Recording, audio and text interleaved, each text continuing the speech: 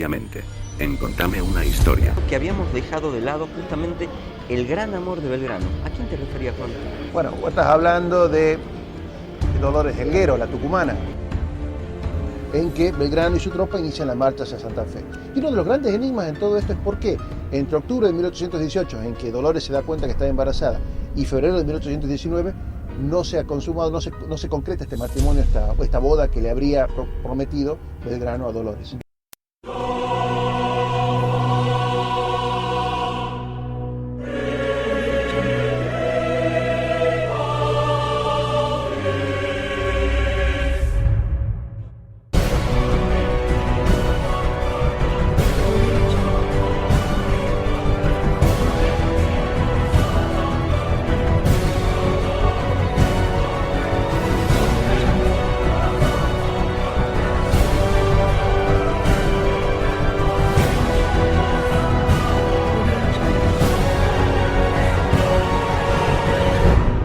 Luego de la victoria de San Lorenzo, San Martín fue designado para hacerse cargo del Ejército del Norte, donde debió reemplazar al general Manuel Belgrano. Como comandante del Ejército Auxiliar del Perú, debía reorganizar un ejército deshecho por sucesivas derrotas sufridas. A tal fin, retrocedió hacia San Miguel de Tucumán, donde acantonó al ejército en una fortaleza en construcción conocida como la Ciudadela y se dedicó a reforzarlo y a adiestrarlo concienzudamente. ¿Cómo fue el paso del gran general por nuestra provincia? Y entre cielos y nieves eternas se alza el trono del libertador, suenen claras trompetas de gloria y levanten un himno triunfal que la luz... Me dijiste 5 minutos, Luis. Se me complicó el tema con el Club de las Nenas, negro. Bueno, pero siempre son 5 minutos los tuyos, ¿no? 5 minutos. No, pero mira cómo está el clima. En cualquier momento se cae el cielo y la verdad que sí, empieza a chispear, feo, ¿no? La verdad que sí, está feo, Juan. Bueno, ya que me esperaste, dale. Y estamos aquí, aprovecho para consultarte sobre un personaje sobre el cual siempre pasamos, lo nombramos, pero en realidad en todos nuestros encuentros charlamos de Belgrano, de Alberti, de Moreno, pero en particular no charlamos de una persona que es importante para la independencia de nuestro país. Bueno, pero ten en cuenta que hemos hablado bastante sobre personajes más importantes. Manuel Belgrano, sobre todo, tuvo una importancia significativa en la independencia argentina y también acá en Tucumán. Sí, es verdad, Manuel Belgrano en toda la primera etapa de la independencia fue un pilar fundamental en todo lo que es la estrategia, pero justamente en la segunda mitad apareció y surgió una persona de la cual no charlamos todavía. ¿Y de qué me estás hablando? Es más, fue considerado uno de los más importantes militares de nuestra república. ¿Y de qué me estás hablando? José de San Martín. Bueno, y bueno, ¿de qué te gustaría hablar de José de San Martín? Vos sabés que siempre me interesó saber cómo fue la gesta del cruce de los Andes, por qué organizó y cómo lo organizó. Me parece excelente lo que me estás planteando, pero ¿sabes qué? Aprovechando que estamos acá, me gustaría retrotraerme unos años antes a el cruce de los Andes, a la gesta esta, y hablar un poquitito de la llegada de Tucumán, de San Martín a nuestra provincia. Ah, no sabía que estuvo por acá, contame. Sí, fíjate que estuvo acá entre nosotros, pero ¿cómo llega San Martín a nuestra provincia? Y bueno, San Martín llega después de una gran derrota, en realidad 2 grandes derrotas. Pero para hablar un poquitito de esto, vamos más atrás a temas que ya hemos hablado para repasarlos. Sí, dale. Y ver cómo llega San Martín a nuestra provincia. Bueno, vos te acordarás que en 1811 tuvo lugar la gran derrota de Huaki. Sí. El ejército del norte completamente destruido, prácticamente en Andrajos, retrocede como puede hacia Salta, y así es cuando en marzo de 1812 el general Belgrano se hace cargo del ejército del norte. Claro, no fue una post de Yatasto que recibe de Juan Martín de Porredón el ejército y con órdenes de retroceder hasta Córdoba. Y bueno, justamente en ese momento Belgrano, desobedeciendo al primer triunvirato, decide quedarse aquí en la provincia y hacer frente a los realistas. Exactamente, bastante bien lo que vos estás diciendo. Entonces, contra todos los pronósticos, el general Belgrano, con la mitad de los efectivos que tenía el ejército realista, logra imponerse en la batalla del Campo de las Carreras, frena la avanzada realista, la invasión al territorio argentino. Los realistas nunca llegaron más lejos de Tucumán, retrocede Pío Tristán, que era el general enemigo, hacia Salta, y entonces se produce un gran triunfo importantísimo para las armas de la revolución. ¿Qué pasa de aquí en más? Bueno, aprovecha Belgrano el tiempo este que tiene después del triunfo de Tucumán para reequipar al ejército, instruirlo mejor, recibe importantes refuerzos y a principios de 1813, vale decir 4 meses después del triunfo de acá de Tucumán, emprende la marcha hacia Salta para reconquistarla porque Tristán había quedado en Salta. Sí. Y es así como el 20 de febrero de 1813 se produce el incuestionable triunfo de Salta. Todo el ejército realista en masa, incluyendo Pío Tristán, se rinden ante Manuel Belgrano. Incondicionalmente se rinden. Incondicionalmente. Fue la victoria total por antonomasia de la revolución, la más importante quizás de todas las guerras por la independencia. Y de esa manera, ¿qué pasa? Todo el Alto Perú, todo lo que es hoy Bolivia, queda abierta para la revolución, para avanzar de nuevo, que nos había sido esquivo desde la época de Suipacha, ¿te acordás vos? Claro, con el desastre Huaki cayeron todos a favor de los realistas nuevamente. Entonces, con esta victoria de Salta se abre un panorama para otra vez asimilar hacia la causa todas las provincias del Alto Perú. Exactamente. ¿Y qué hace Belgrano entonces? Bueno, vos fíjate que Belgrano aprovecha esta coyuntura y empieza a hacer su nueva campaña, la segunda campaña hacia el Alto Perú, con forma bastante promisoria. Y tal es así que en los primeros meses de 1813 logra reconquistar varias de las provincias altoperuanas que habían caído en manos realistas. Por ejemplo, Potosí, Oruro, Cochabamba, Santa Cruz de la Sierra. Y realmente fue una campaña bastante interesante. Eso ocurrió. Hasta ahí estábamos bien, porque justamente todos los ejércitos del norte habíamos visto hasta la batalla de Salta y un poquitito después. ¿Cómo sigue esto? Bueno, vos fíjate que el 1 de octubre de 1813 se produce una batalla en las pampas de Vilcapugio, que queda unos kilómetros al norte de Potosí. Y en forma sorpresiva, Belgrano estaba ganando esa batalla y se le dio vuelta a la situación y terminó siendo una importante derrota.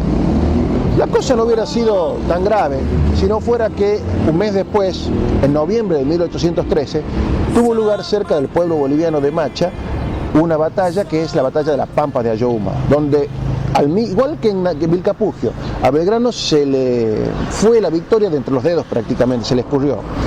Y realmente fue una derrota brutal para Belgrano, y de lo que fuera el exitoso ejército que había partido de Tucumán el año anterior, con varios miles de efectivos, estaba reducido a 800 soldados andrajosos, muchos de ellos desanimados completamente, sin armamento, sin equipamiento, y tuvieron que retroceder desde el Alto Perú, entregándolo nuevamente a los realistas para ingresar hacia el territorio argentino.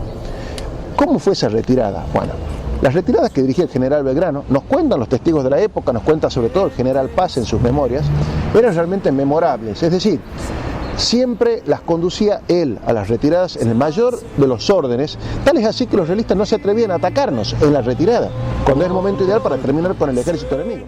Se acabaron de reorganizar nuestros pequeños restos para continuar al día siguiente nuestra retirada con un orden tal que la disciplina más severa se observó en todas las marchas que se siguieron.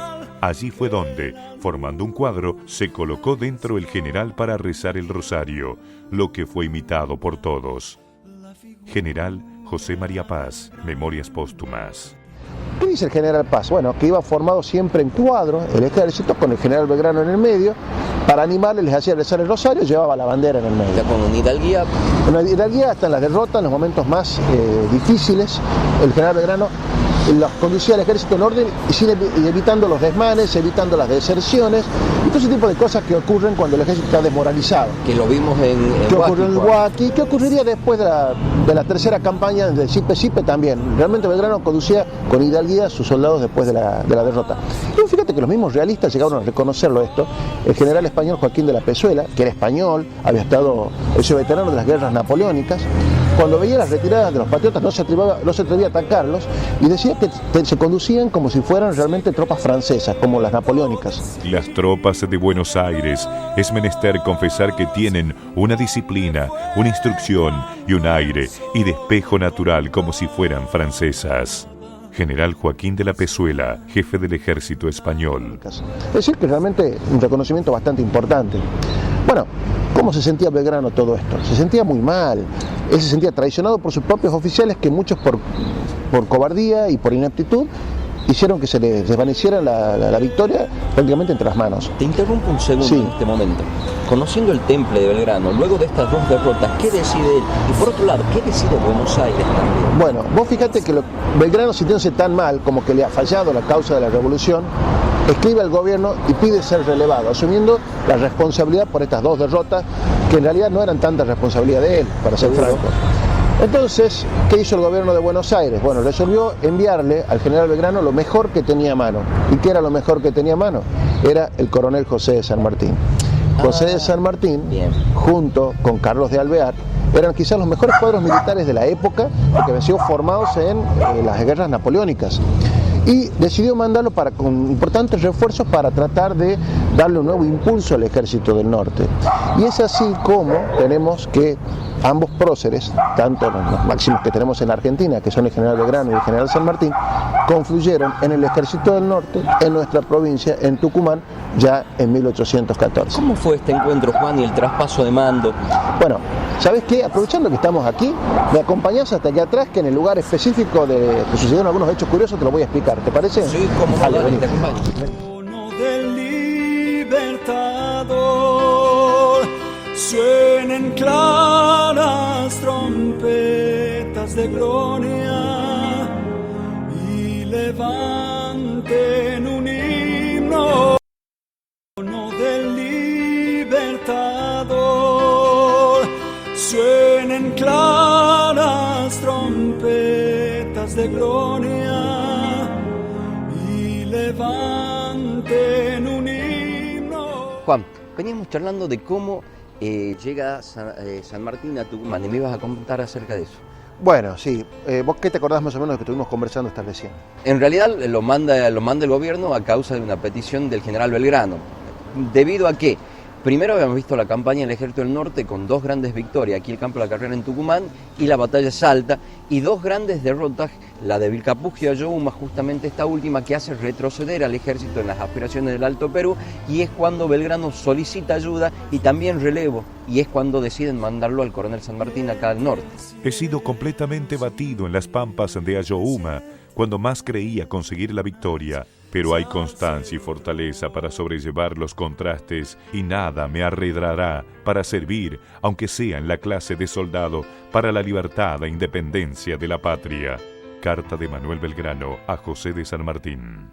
Claro, bueno, vos fíjate que en el retroceso que es bastante ordenado, que hace el ejército del norte hacia el territorio argentino, la retaguardia del ejército era guardada, era vigilada sobre todo por los heroicos dragones del Perú, que eran los antiguos húsares de Pueyrredón, ¿te acordás? Sí, los dragones que lucharon acá en la batalla de Tucumán que también. En la batalla de Tucumán, del cuerpo en el cual integraban tanto Gregorio Herodes de la Madrid, nuestro comprovinciano, como el general Paz, también eran dragones, ¿sí? Y estaban también contenidas la retaguardia por infantes montados, todos al mando del intrépido comandante Manuel Dorrego, ¿sí? Del cual vamos a hablar en alguna oportunidad. Sí. Bueno, la cuestión es que lo que más se sabe, la versión más aceptada, es que se habrían encontrado, tanto Belgrano como San Martín, en la posta de Yatasto, el 21 de enero de 1814. Te hago una pregunta acá, Juan, que siempre tuve la duda con respecto a esto. ¿San Martín viene a ayudar a Belgrano o realmente a relevarlo del mando del Ejército del Norte? Bueno, vos fíjate que la orden originaria que tenía San Martín, el coronel San Martín, cuando sale desde Buenos Aires, era la de auxiliar a Belgrano en el Ejército del Norte. ¿Qué había pasado aquí? Bueno, vos sabés que el mayor general del ejército, es decir, el mayor general, el segundo jefe del Ejército del Norte, era hasta entonces Eustoquio Díaz Vélez, que había estado en la batalla de Tucumán y que había sido por 3 años prácticamente el mayor general del ejército, el segundo jefe. Sí. Bueno, es aquí que entre fines de 1813 y principios de 1814, Eustoquio Díaz Vélez debe volver hacia Buenos Aires y quedó vacante esa segunda jefatura del ejército. Entonces, para cubrir esa vacante es que el gobierno decide mandarlo al coronel San Martín. En el camino, el general Manuel Belgrano le pide al directorio que por favor lo releve de esta carga porque se sentía responsable de lo que había ocurrido. Entonces, vos fíjate que el 18 de enero de 1814, el director supremo, Gervasio Antonio Posadas, que tenía una gran referencia hacia Belgrano, realmente lo estimaba muy mucho, decide relevarlo y designar a José de San Martín, que era coronel, que era con menor antigüedad, era menor de edad también, menor rango y menor militar. rango militar que Belgrano, para que se hiciera cargo del ejército del norte. Excelente será el desgraciado Belgrano. Será igualmente acreedor a la gratitud eterna de sus compatriotas, pero por sobre todo entra en nuestros intereses y lo exige el bien del país, que por ahora cargue usted con esa cruz. Carta del Director Supremo Gervasio Posadas a San Martín, 18 de enero de 1814. A ver, entonces, Eso fue el 18 de enero de 1814. en primera instancia entonces llega San Martín a auxiliarlo y es subordinado de Belgrano, pero ante la petición de Belgrano, Claro. Posadas decide invertir los roles. Ahora vos fíjate que como llega, el encuentro supuestamente fue el 21 de enero, todavía no se sabía que San Martín iba a ocupar el cargo de jefe del Ejército del Norte. Por lo tanto, durante una semana, entre el 21 de enero de 1814 hasta el 28, San Martín sirvió como segundo jefe, como mayor general, bajo el mando de Belgrano. Recién cuando llegó a Tucumán la noticia de esta sustitución de este enroque, prácticamente, que fue el 28 de enero de 1814, ahí Belgrano acepta, fíjate vos, con mucha humildad, pasar a desempeñarse él como segundo jefe del general San Martín. Contame algo, Juan, ¿cuáles eran las fuerzas con las cuales venía San Martín a auxiliar al Ejército del Norte? Claro, él había sido enviado con refuerzos porque el Ejército del Norte, ten en cuenta, con 800 andrajosos soldados, venía retrocediéndose, nada que ver ni la sombra de lo que había sido el victorioso Ejército de Salta. Muy ¿sí? gallardo, pero muy destruido al Muy mismo destruido, tiempo. fíjate que venía en harapos prácticamente, sin recursos. Belgrano había podido conducir consigo los caudales de Potosí, pero no se había atrevido a tocar un solo peso, ni siquiera para vestir al ejército o darle de comer. Para él los dineros públicos eran sagrados. Eran sagrados, sí. Entonces, la verdad que venía en un estado bastante calamitoso. San Martín, ¿con qué vino? Vino con refuerzos importantes, de las tres armas, tanto de artillería y de caballería. De infantería vino con 100 infantes con sus correspondientes cañones. La artillería patria se había perdido prácticamente en Vilcapugio y Ayohuma. Vino también con 2 escuadrones del regimiento más famoso en ese momento en boga, que era el regimiento de granaderos a caballo, Que había formado él. que él mismo había formado, adiestrado en las técnicas más modernas napoleónicas que él había visto en España. El regimiento de granaderos a caballo tenía 4 escuadrones, 2 de los cuales estaban luchando en la banda oriental para reconquistar Montevideo, que caería en poco tiempo. Y 2 de ellos que estaban libres los trajo hacia el norte. A uno de estos escuadrones los adelantó hacia Salta para que lo ayudaran a Belgrano a contener la retaguardia en el caso de que recibieran algún tipo de ataque de los realistas. Y otro escuadrón vino con él personalmente aquí a Tucumán. Y por último vino con un regimiento de infantería que nos cuenta el general Paz, que era realmente un ejemplo de lo que era instrucción militar. Era el regimiento número 7 de infantería. Y vos fíjate la curiosidad, que estaba compuesto básicamente por esclavos, por libertos, por negros y mulatos. Los pardos y morenos Eran que los se habían antiguos creado en pardos ese y momento. morenos. Claro. Que San Martín se había ocupado de instruirlos en el camino y habían llegado realmente como ser un regimiento ejemplar para reforzar a sus camaradas del Ejército del Norte que estaban prácticamente en estado Llevaba una fuerza importante de deplorable. auxilio. Supongo que fue un alivio muy grande para el Ejército del Norte. Exacto. Pero ahora fíjate otra curiosidad. Hay 2 autores, 2 testigos presenciales de los hechos que señalan que en realidad el encuentro entre Belgrano y San Martín tuvo lugar aquí en Tucumán. Entre ellos fueron, no en Yatasto como había sido, se como cree, se cree, y como fue también la entrega del mando de Pueyrredón a Belgrano. Claro, en su momento. dicen que fue acá en Tucumán, y 2 de ellos fueron testigos calificados, como fueron Gregorio Herodes de la Madrid y José María Paz. Pues fíjate que Gregorio Herodes de la Madrid nos cuenta una anécdota bastante interesante, bastante curiosa, y por eso vine acá, porque le va a dar marco especial a esta anécdota que te voy a contar. ¿Acá? Sí, pues fíjate que estando Belgrano en Salta, él comisiona a Gregorio Herodes de la Madrid que se adelante hacia Tucumán, sabiendo que era muy querido aquí en Tucumán, para que recorra los distintos pueblos del interior de Tucumán y reclute jóvenes tucumanos, muchachos, para que sirvieran de escolta del general Belgrano, que hasta entonces era el jefe del Ejército del Norte. Y que lo había perdido al escolta en las batallas. Claro, la escolta de él quedó reducida prácticamente a la nada después de Vilcapugio y Ayohuma, entonces dice, él quería muchachos fuertes, fornidos, los mejores de las familias que pudiera conseguir en el interior de Tucumán para que integraran su escolta. Dice así que el general La Madrid, en ese momento era teniente o capitán, recorre todo el interior tucumano y consigue los muchachos más fornidos para que sirvieran de escolta del jefe del Ejército del Norte. Ahora, cuando él viene acá con la escolta para Belgrano, se encuentra que Belgrano todavía no había llegado, seguía en Salta, pero ya estaba acá instalado el general San Martín. Y bueno, el general San Martín le dice que para ese mismo día, les dice a todos los jefes que ya habían llegado a Tucumán con lo que venían llegando del Ejército del Norte, los formara acá en la calle de la iglesia La Merced, acá mismo, en adelante, formaran a todos sus soldados. ¿Por qué? Porque quería elegir a los mejores para reforzar los escuadrones del regimiento de granaderos a caballo. Entonces nos cuenta la Madrid que todos los jefes se hicieron los tontos, medio que pusieron los peores soldados que tenían para que no les deje... No les quite el mejor del cuerpo. Claro, no los deje completamente desguarnecidos. Pero a él no le quedaba otra, tuvo que poner lo que tenía, que eran todos los reclutas que había conseguido. O sea, toda la Guardia de Belgrano también fue alineada aquí para que San Martín eligiera los reclutas para... Los mejores para engrosar las filas que había traído. Luego fíjate que la Madrid nos cuenta que puso el grito en el cielo porque le dijo, no, pero discúlpeme, yo acá tengo la orden del jefe del Ejército del Norte para su escolta. Dice que San Martín no le importó muy mucho, le dijo, bueno, acá mando yo, usted firme y haga caso como yo le diga y quédese calladito. Bueno, así fue que de esta revista que hizo el general San Martín eligió a los mejores de cada cuerpo, muy pocos de los otros soldados, de otros jefes que habían traído sus voluntarios, y eligió casi todo lo que trajo la Madrid, y así fue que Tucumán tuvo los primeros 25 granaderos a caballo elegidos sobre lo que iba a ser originariamente la escolta del general Belgrano. Poco tiempo después, San Martín decidió dejarla completamente sin efecto esa escolta, y los que quedaban, que no había elegido para granaderos, los decidió destinar tanto a la artillería como a la infantería. Al poco tiempo llegó el general Belgrano a Tucumán, se enteró de que ya su escolta no existía. Prácticamente. No nos cuenta nadie qué pasó, qué comentario hizo de que el Libertador le haya quitado su escolta, digamos, pero quedó simplemente como una anécdota. De todas formas fue que sí estuvieron acá en Tucumán juntos y estuvieron trabajando juntos ambos en tratar de reforzar este estado calamitoso que tenía el Ejército del Norte a partir de los primeros meses de 1814. Mirá qué interesante, siempre que creí que el encuentro fue realmente en Yatasto. Pero ¿cómo fue el encuentro, Juan?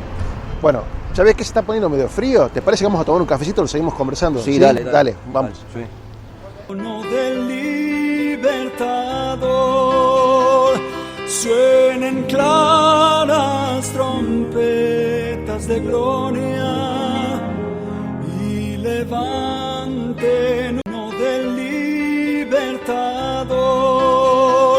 suenen claras trompetas de gloria y levanten un himno. Sí, viste, la verdad que estaba bastante... Sí, no, la verdad mucho mejor, Juan, sí. Muy frío afuera. ¿Qué tal? ¿Cómo estás? Una leche cortada, por favor. Un capuchino, por favor. Gracias, sí. Bueno, la verdad, Juan, que veníamos charlando acerca de el porqué de San Martín, por qué se lo llama San Martín a Tucumán, y en realidad lo que me interesaría es saber cómo se dieron cronológicamente los encuentros y en realidad dónde se encuentra y cómo se encuentra San Martín con Belgrano. Bueno, vos sabés que el encuentro entre Belgrano y San Martín ha dado lugar a varias versiones. Una de ellas es la de los testigos presenciales de los hechos que te comentaba recién. Tanto Paz como la Madrid aseguran que se encontraron aquí en Tucumán.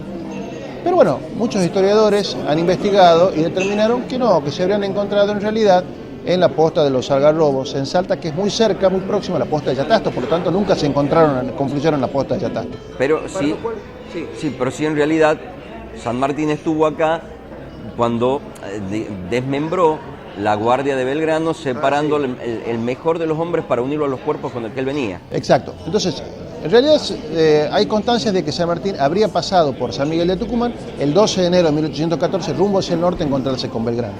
Con Belgrano se habría encontrado 5 días después en la posta de los Algarrobos. Allí se quedó unos días hasta que recibió la orden de hacerse cargo él del Ejército del Norte, con lo cual asume él la jefatura y Belgrano pasa a ser mayor general, segundo jefe, y deciden entonces ambos volver hacia Tucumán para hacer fuerte al ejército aquí en Tucumán. Pero Juan, si deciden volver y retroceder con el ejército de Tucumán, ¿quién queda en el norte cuidando la retaguardia? Claro, es cierto, porque se vino con todo el ejército, incluyendo, fíjate que le ordena a Dorrego, que estaba en la retaguardia en ese momento con los dragones, que se vengan todos a Tucumán. San Martín quería que todo el mundo estuviera en Tucumán. ¿A quién deja atrás cuidándole las espaldas? Bueno, justo había venido también con San Martín un salteño, que luego sería famoso, que dicen que le encantaba usar uniformes muy vistosos, ¿no?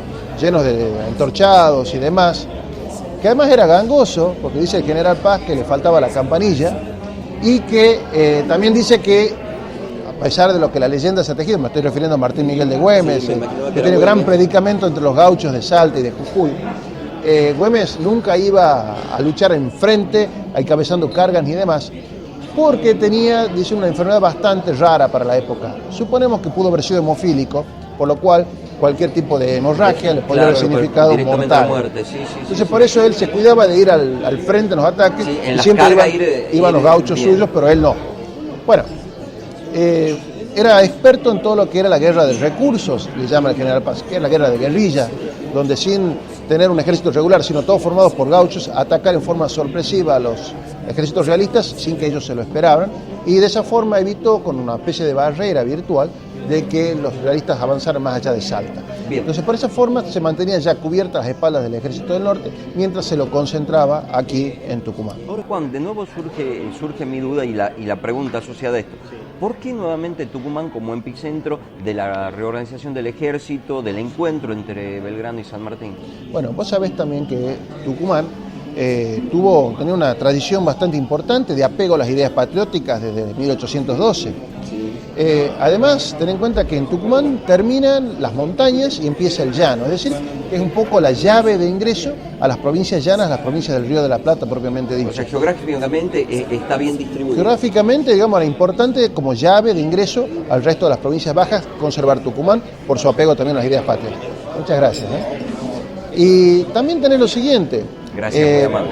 Ten en cuenta que el clima de Tucumán, ten en cuenta también digamos, la tierra que tenemos en esta provincia, le garantizaba al ejército una importante fuente de suministros para poderlo alimentar. En este momento el ejército venía prácticamente hambriado en harapos, daba vergüenza verlo prácticamente. Bueno, de esta forma se le aseguraba. Tucumán era un importante centro comercial en la época, tenía una cría de mulares significativa, y además 3 de las más importantes industrias estaban instaladas acá en Tucumán. Había una fábrica de carretas muy importante, fábrica de monturas también y de fusiles, que no se creía conveniente dejarlas en manos del enemigo, por eso es que... Seguramente estratégicamente, desde el punto de vista militar, era muy conservar importante Tucumán. preservar esto. Exacto. Bueno, entonces, ¿qué hizo San Martín? Bueno, no bien llega a Tucumán junto con Belgrano y todo lo que era el ejército del norte, en Andrajos prácticamente, le emite una proclama en la cual se dirige a los vencedores, apela sobre todo al aspecto espíritu patriótico de los soldados, a los antiguos veteranos vencedores de Tupiza Al orgullo de las victorias. Claro, de Tucumán, de Salta, que en esta nueva etapa del ejército iba a intentar reorganizarlo nuevamente para volver a reencontrarse con esos triunfos que hasta este momento habían sido esquivos. Le dirige también una proclama al pueblo de Tucumán, apelando también a su fervor patriótico para que ayude a sostener al ejército, y que con su ayuda y con la conducción de San Martín se iban a lograr realmente fines extraordinarios. Y también se dirige al director supremo, al Gervasio Antonio Posadas, que era el director supremo en aquel momento, porque vos fíjate que a diferencia de Belgrano era una persona muy austera, Belgrano no le gustaba pedir, él sabía Belgrano que... era muy prudente en sus peticiones. Claro, Belgrano veía que la situación del Estado, del fisco, estaba bastante comprometida. Entonces, ¿qué quería hacer? No pedía directamente, se daba vuelta con lo que tenía. San Martín no, San Martín era de pedir, él decía, yo necesito esto. Era mucho, lo mismo que hizo después con el ejército mucho de más los Andes. impetuoso en sus necesidades. Entonces dice, miren, yo acá, este ejército está están desnudos los soldados, dan vergüenza, digamos, no le imponen respeto, la gente se les ríe. Yo necesito que me mande vestuario, que me mande armamento. Es decir, le demanda todo ese tipo de cosas al director supremo. Es imposible pintar a vuestra excelencia el estado de desnudez en que se halla el ejército de mi mando. Una campaña penosa y desastrosa ha dejado a los pocos soldados viejos en tal estado, que mueven a lástima.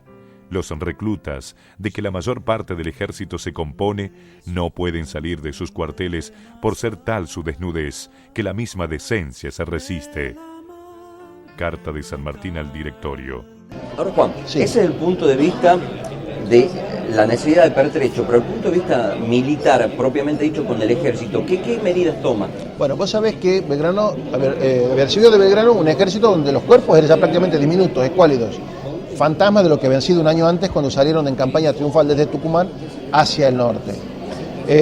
Entonces, vos fíjate que, por ejemplo, el regimiento número 6 de infantería, que estuvo en Tucumán, ¿te acordás? Sí. Fue uno de los, junto con los cazadores y junto se lo creo justamente. con los pardos y morenos, ¿sí? Estaba muy escuálido, prácticamente reducido a su mínima expresión. Y el regimiento número 1, que eran los antiguos patricios que habían venido como refuerzo de Belgrano después de la batalla de Tucumán, también estaban más o menos reducidos, no tanto como el 6. Entonces, ¿qué decidió hacer San Martín? Bueno, fusionar los dos, es decir, todos los que estaban en el 6, pasarlos al número 1, cuyo comandante era Manuel Belgrano. Fíjate que fuera comandante del regimiento de patricios, además de ser segundo jefe. Entonces pasa a los del 6 al regimiento número 1. ¿Por qué hizo eso? Por dos motivos. Primero, porque en la banda oriental ya había un regimiento número 6 luchando junto con los granaderos a los fines de retomar Montevideo. Entonces no había duplicidad de números. Y segundo, el regimiento número 6 había sido heredero del regimiento número 1 ya anteriormente. Exacto, se había conformado con los antiguos patricios. Entonces de esta forma era como que volviera a su regimiento padre o fuente, que era el regimiento número 1. Y hay otro motivo también importante, los oficiales. Había una proliferación de oficiales. Cada jefe que llegaba ponía a sus amigos como oficiales y había más oficiales, exacto, más oficiales que soldados. Entonces quería economizar ese tema, le sobraban oficiales, le faltaban soldados a San Martín. Entonces la forma de fusionar las unidades era concentrar la cantidad de efectivos y de oficiales también. Eso fue lo que hizo en el aspecto de reorganización de los batallones. Y a los oficiales también trató de ser muy estricto en el otorgamiento de ascensos, de promociones de oficiales. A los oficiales que realmente eran medíscolos se los sacaba de encima. Les daba instrucción, empezó desde lo más mínimo con los oficiales, es decir, los citaba a su casa y les daba instrucciones sobre cómo tenían que dar las órdenes de mando, las órdenes, cómo tenían las instrucciones de táctica, de pelea. ¿Sí? Al que seguramente Belgrano asistió con toda humildad. Sin ningún problema. A fines de febrero, más o menos, llegamos a Tucumán, donde el nuevo general reorganizaba el ejército en los rudimentos de la táctica moderna, que hasta entonces no conocíamos. La caballería principalmente recibió mejoras notables, pues como he indicado antes, estábamos en el mayor retraso y en la más crasa ignorancia. El general estableció una academia de jefes que se reunían las más de las noches en su casa y estos presidían a su vez las de los oficiales de los regimientos, de modo que los nuevos conocimientos se transmitían desde la cabeza hasta las últimas clases. General José María Paz. Memorias póstumas. Entonces, y con los oficiales que les sobraban, ¿qué hacía? Los mandaba como instructores a los demás lugares del país donde hacían falta instructores militares. Ahora, Juan, me habías mencionado justamente el batallón de los Pardos y los Morenos. ¿Cómo trabaja acá en Tucumán San Martín con ellos? El regimiento número 7, que eran los nuevos Pardos y Morenos, los negros que habían venido con San Martín, formados por esclavos y libertos, estaba muy bien entrenado, muy bien armado. Era un regimiento ejemplar, nos cuenta el general Paz. Tenía 700 soldados. ¿Qué hizo acá San Martín? Empezó a comprar esclavos, o a recibir libertos, o a recibir reclutas o soldados que habían quedado en los demás cuerpos de los antiguos Pardos y Morenos y los volvió a mandar al regimiento número 7. ¿Para qué hizo eso? Bueno, muchas veces los negros eran sometidos a burlas, a malos tratos de sus pares, que los creían inferiores. Entonces, si estaban en otros batallones. Entonces, para preservarlos y que tuvieran, digamos, un orgullo de pertenencia, los mandó a todos al regimiento número 7, que se engrosó con las nuevas reclutas que obtuvo acá en Tucumán. Entonces, después, ¿qué hizo San Martín? Este regimiento lo puso también al mando del general Toribio de Luzuriaga, que fue un gran héroe después en la parte del ejército de los Andes. Y este regimiento se cubrió de gloria tanto en las próximas campañas del Alto Perú como también en la campaña de los Andes. Algo más Juan hizo, no desde el punto de vista de reorganización militar, sino con los heridos. Sí, vos fíjate que... porque vino con muchos heridos el Ejército del Norte. Un par de hospitales, le dio mucha importancia al tratamiento de los familiares de los deudos, de los caídos, cosa que Belgrano la tenía medio desatendida esa parte, y realmente fue un tema muy, muy importante. Y otro tema en el cual San Martín tuvo una gran diferencia con respecto a Belgrano fue el manejo de los caudales. Bueno, eso me interesa saber, porque me habías comentado que Belgrano en su retroceso vino con los caudales sin tocar una moneda de todo lo que traía en ese momento. Claro, vos fíjate que es bastante curioso. Belgrano, el gobierno le había pedido esa plata para llevarla a Buenos Aires y estaba dispuesto a mandarla, hasta que vino San Martín y le paró la mano. Dijo, no, un momentito. Como el ejército del norte venía en forma, como te decía, deplorable, no se le pagaban sueldos de hace tiempo inmemorial, había muchas deserciones y demás, él decidió respetar la dignidad a los soldados. Entonces metió mano en los caudales, que Belgrano no se había atrevido a hacer, y les pagaba semanalmente una asignación a los soldados, los vestió mejor, les daba raciones de aguardiente, que hasta ese momento Belgrano las tenía prohibidas cada tanto, con lo cual elevó la moral del ejército importantísima. ¿Pero qué significó esto? Significó tener que incumplir las órdenes que había recibido el gobierno de remitirles allí los caudales. Claro, porque estratégicamente estaban destinados a otra cosa. Y vos fíjate que es muy gracioso este intercambio que hubo epistolar entre San Martín y el director supremo a raíz de este de estos hechos, ¿no? Pase por ahora el obedecer y no cumplir, porque si con el obedecimiento se exponía usted a quedar en apuros, con el no cumplimiento he quedado yo aquí como un cochino.